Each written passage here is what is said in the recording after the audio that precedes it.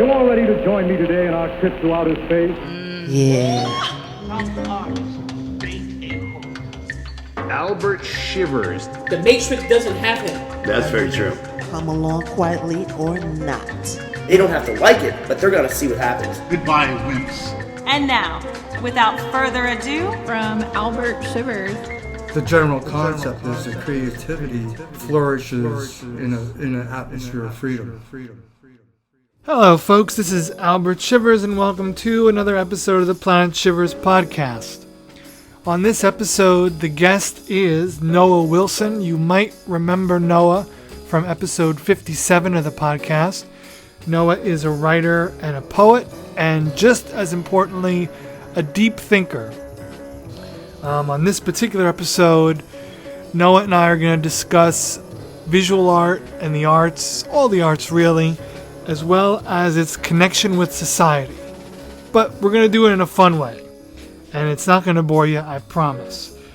Before I get to Noah, though, I just want to bring you up to speed on what's cooking with me. I've been doing a bunch of new art reels, basically over Instagram. I'm doing a lot to evolve my style of portraiture, really. So if you have any interest in that, you can go check that out on Instagram at Albert Shivers, or you can go to the website, albertshivers.com, which is redundant to the Instagram page. Also, my short film, Mondo Alberto, will be out on YouTube pretty soon once I just tighten up a few loose ends and turn a few screws. It's also going to be its own podcast, and in case you missed me talking about it before, basically it is a collage film about me. That may sound a little bit self-absorbed, but hear me out. I never really had much of an interest in doing a self-portrait in terms of visual art of myself. I don't really see myself as a Frito or Rockwell type to do a handful of self-portraits in that way.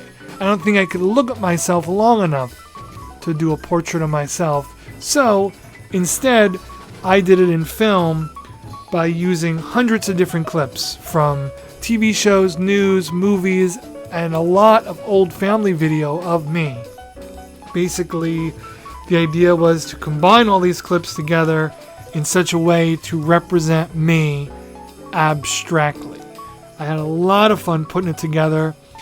It really started in 2016 and fell in and out of my list of things to do, but I'm glad that it took me this long. Just based on everything that happened to me and to everybody between 2016 and now, I think it's the whole film is better because of it. So I'll keep everybody up to date on what the deal is with that, and I'll start doing secret little promotions here and there. Also, I may be involved and having some art in Create magazine, but I'll keep you up to date on that as it progresses. I have no news. That's all I can tell you, is it might happen. So with all that said, I'm very excited to have Noah back on the show. I always enjoy talking to him. He and I have a very good rapport in just talking about current events and arts and things. We both have a strong interest in it. Noah more so with the writing, me more so with the visual arts side of it. But I think that Noah is very well versed and very knowledgeable on just about all the arts, and I was so interested to hear his perspective on things. And he and I really went back and forth pretty good, and Isaac was there as well. And we had a grand old time doing this episode. And I hope you enjoy listening to it, and hopefully you'll get something out of the conversation with Noah the same way I did. And I'll talk to you guys on the other side of the conversation. Is Elvis alive? Hear what could be the incredible Elvis phone call. Listen to the newest and longest recording ever, just released from the original taped conversation purportedly of Elvis recorded about 4 years after the 16th of August, 1977. Call 1-900-909-ELVIS. Call now. Experience what may be the most shocking story of our time. Hello, this is Phil Cosby, not to be confused with my cousin Bill. You are listening to the Planet Shivers podcast.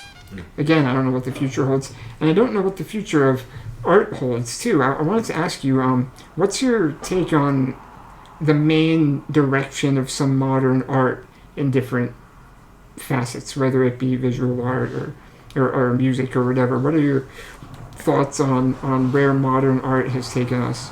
Because I've been thinking about that recently. Well, this might come off. I don't know how this is going to come off. That's okay. But I feel like there still needs to be some level of technical skill in any art. Yeah.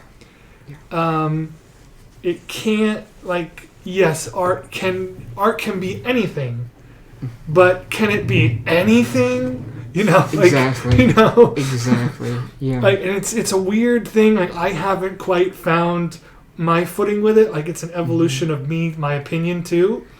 Now, like, I just did a very simplistic portrait, and I was perfectly content, as happy as I could be with it. Mm-hmm. And it's very simple. And a lot of modern art is very simple now, whether it's abstract or not. Sure. Before COVID, it was very museum-y because I liked it. I liked seeing what other artists were up to. Sure. You know, and just to see, because it gives me a barometer and it might inspire me the same way a movie or a book would. And for me to find inspiration, I have to continue to go back.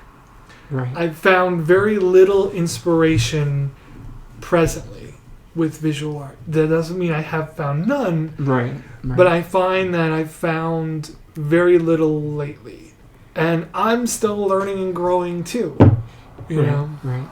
Yeah, I think it's a huge thing that I've noticed is that sort of there was a point, it seems like postmodernism sort of brought us to some very strange places where, one, there's a question brought up about subjective beauty versus objective skill and talent, and should all art just be subjective? And so there are people I've noticed in all the arts who disregard the notion that there is objectively good art. It's all just whatever you think it is. It's all subjective. And I think that I've noticed that as being pretty common, and it's why I have a lot of problems with some modern art as well, and across the board. And it is, I think, as you say, we've gone to a place that is more focused on simplicity for the sake of simplicity. And it's sort of I guess, because, there's been so many different movements, as you said. Where do you go from there? And it seems like we've gone to a place where we've deconstructed the forms so much that we've lost some basic objective beauty and skill and technical proficiency. Because technical proficiency is part of it. Right. And you can't ignore that. Right. And we all have our own subjective tastes, certainly. One thing may move me in a certain way that doesn't move you, but at the same time, it's generally recognized that the Sistine Chapel or the Mona Lisa or these things are objectively if by enough people see the beauty and the precision and the mastery of them. So that exists. You can't deny objective skill. And I have a real problem with people who say, okay, well, this is a blank canvas. I call it emptiness. This is my piece. It's entirely philosophical and cerebral. Right. I mean, sure, I guess, but I have trouble with that. Or someone who doesn't do anything with it. They bring a bag of garbage into a museum, and they put it, and this is a bag of garbage. Yeah. This is my piece. I haven't done anything to it. I've just dragged it in from the Taco Bell dumpster, and here it is. And you're gonna look at it. I call it refuse. It's called refuse. It's my masterpiece. I have a problem with that. I do. Not to say, and I'm fine with some abstract art. I love abstract art, but that's not what I'm talking about. I'm talking about people who have deconstructed the form so much that it's no longer anything. Right. It's entirely just it's just so amorphous and abstract that you can't even there's nothing to it. It's empty. Yeah.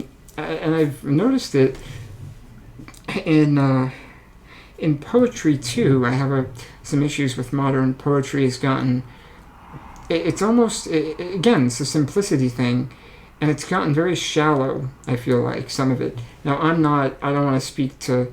As I said, there are a lot of very talented writers and poets out there today. Mm-hmm. They're out there. But I have noticed that some of the writers who are getting these accolades from institutions, for example, some of their pieces, I read them and it doesn't do it for me.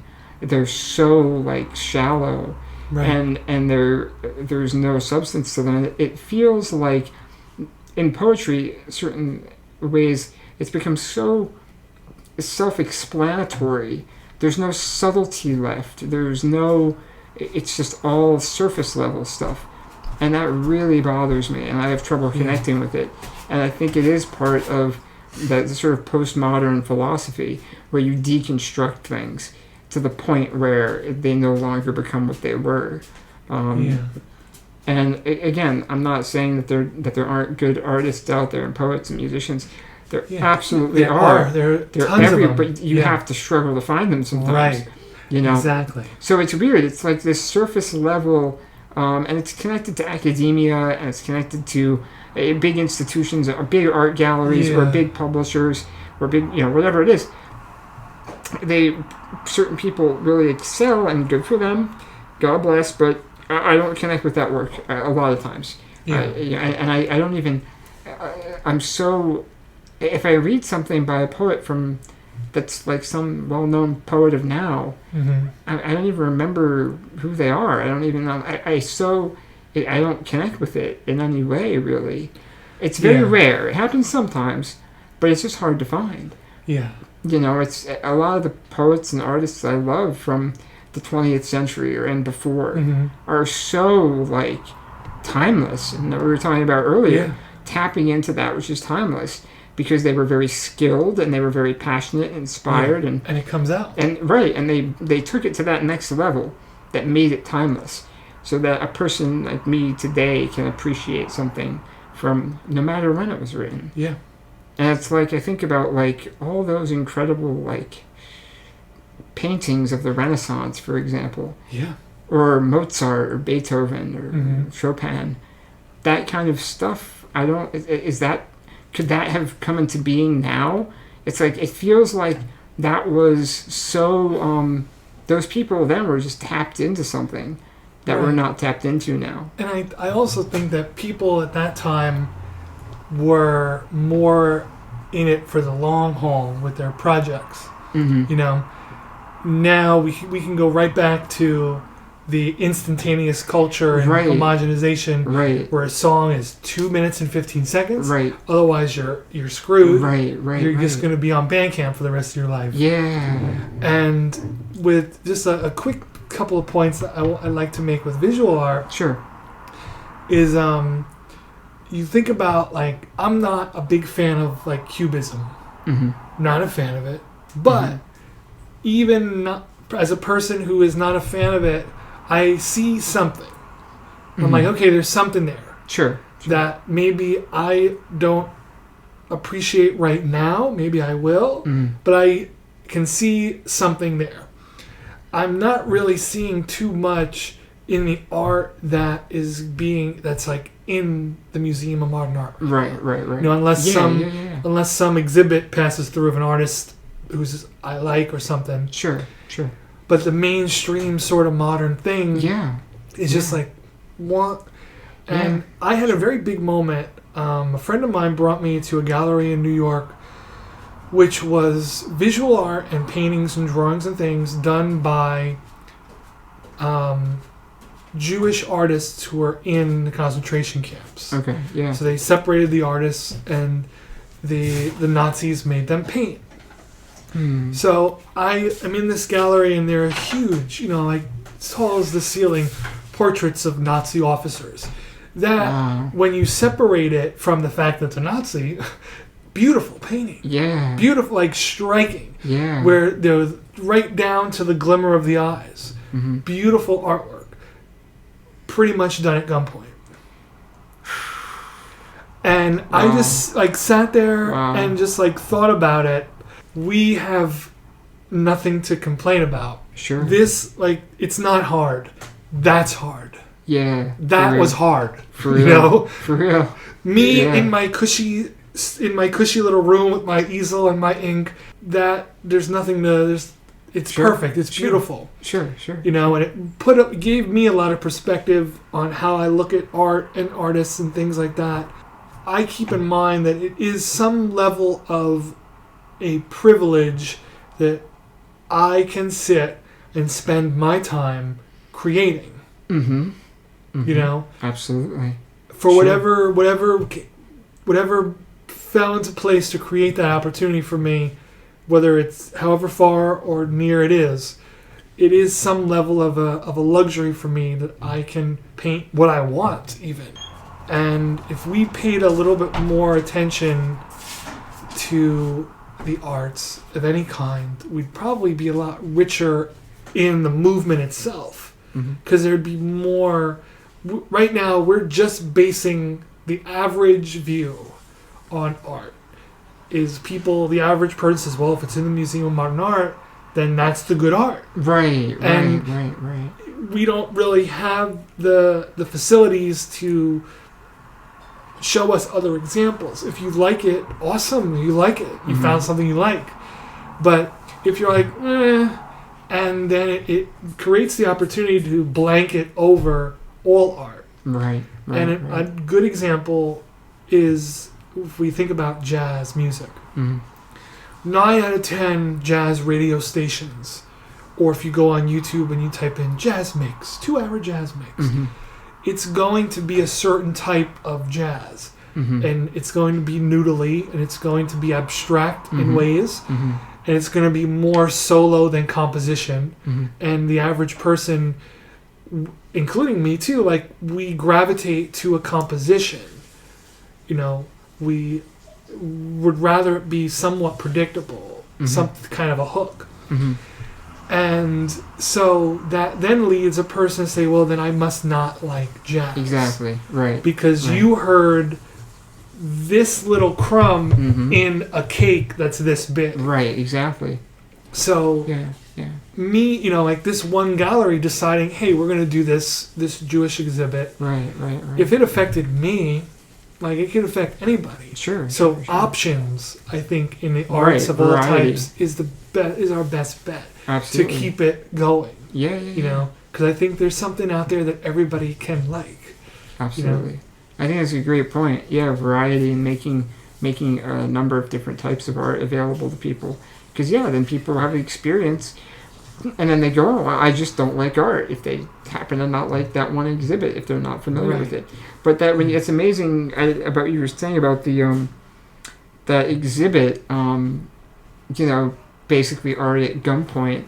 That makes me think that, you know, it's incredible to think that even in the most horrific, severe circumstances, humans are able to produce incredible beauty out of the most dire, grim surroundings, which is unreal when you think about it. And that's been the case for all of human history.